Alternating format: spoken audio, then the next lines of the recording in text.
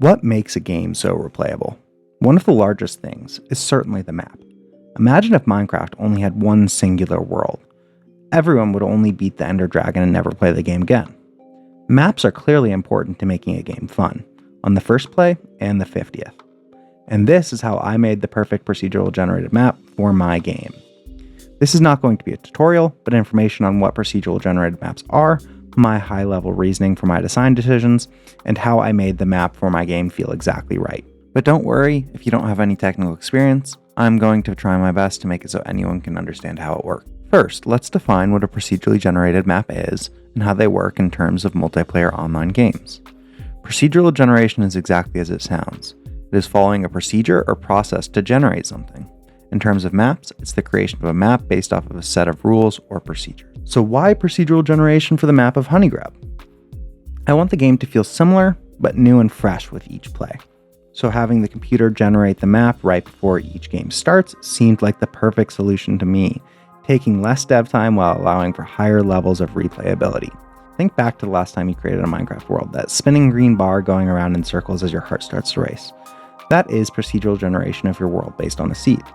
I'm sure you've heard of a Minecraft seed. Whether it be a friend ranting about a new seed you should play on, a post on social media of an interesting world generation of a specific seed, or your favorite streamer speedrunning random seed Minecraft. Well, the seed isn't unique to Minecraft, but rather, it's something that's all over programming. The idea, it's just a number. A number that allows us to do a bunch of pseudo-random operations like generate a world around it. And here's the kicker. The world generated around that number will be the same every single time. And I already know what some of you are thinking. But wait, Minecraft seeds can be words. While that is true, Minecraft turns those letters into numbers through something magical called the hash function. But that's beyond the scope of this video. Okay, so a seed is just a number. Now what do we use that number to do? To answer that question, we have to go down one more rabbit hole, but I'll try to explain it the best I can. Random numbers in computers aren't truly random, rather a pseudo-random. For the sake of this video, we can think of them being a black box with a button on top. When you press a button, it shoots out a number that can be anything in the range that you set. Many random number generators have functionality that allows for an input of a seed or a number that makes them deterministic in their outcome. In other words, when pressing the button on different machines with the same seed, they will give us back the same numbers in order.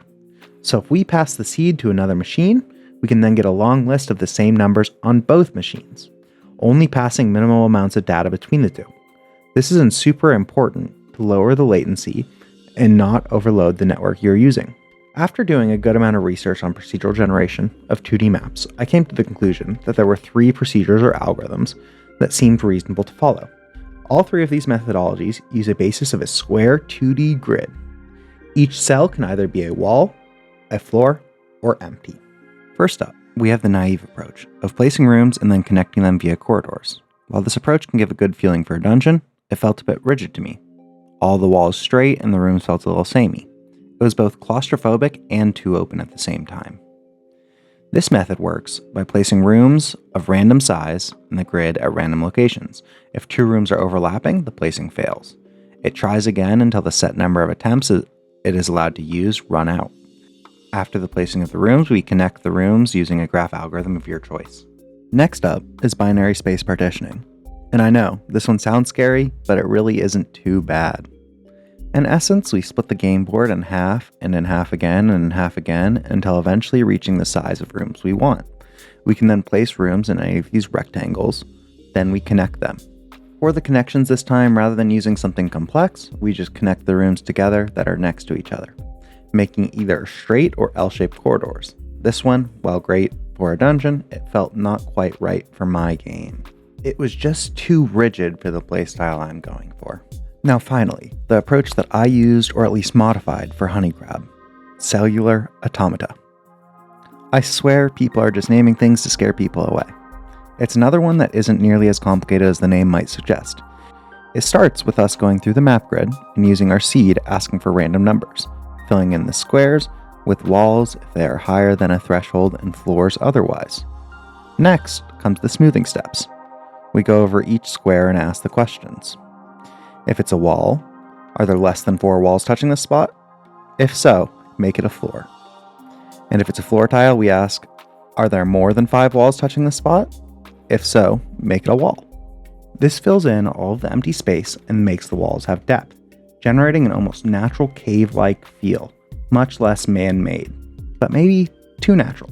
Not quite what I was going for with my game. So I added some rooms, like in the first method, only placing rooms over the floors, making sure that there was no overlap. After we generate the rooms, I thinned out the walls by making them at most 1 thick. As a large part of the gameplay will be traversing through the walls, I didn't want them to be long, boring corridors. This is done by looking for a set of 2x2 walls anywhere on the map and deleting 3 of them, looping through each tile until there are only single walls. Now we have a much more natural looking map that also has a structure, much like what I had imagined a beehive to look like. A lot of the map is cut off by walls and some is accessible, which is exactly what I want from a gameplay point of view.